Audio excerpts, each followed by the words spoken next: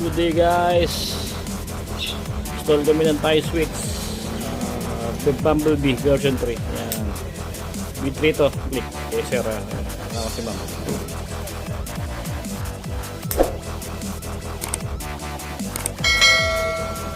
Ayan. Isang PIA tsaka IES na 60 watts. Right. Modify lang namin yung switch. Okay guys. Romer Works and Nueva Ecija. Magandang hapon. So meron tayo ngayon ditong Honda Click version 3 na kulay pula. Ayan, napakaganda niya. So ang kinabit natin, as you can see, nakita nyo naman yan, original PIA horn, IES 60 watts, tsaka tie switch, the Bumblebee version and version 3. Okay, so ngayon testingin natin mga kinabit natin. Okay, lahat ng stock. Alright, so high and low, goods.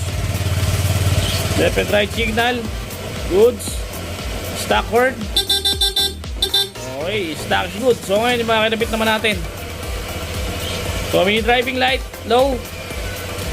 So ayun, low nya is white. So high. High is combination ng white and yellow. Okay, off. Passing. Ayan, passing siya, is dilaw. Hazard. Alright. So yun naman, loud horn, PIA original. So pag naka-low, yung driving, combo lights. Ayun.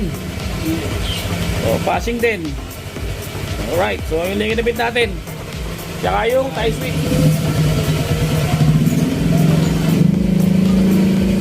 Okay, yung lang kinabit natin sa araw na to. So maraming salamat kay Sir Odil, padre ng General Tilio Papaya.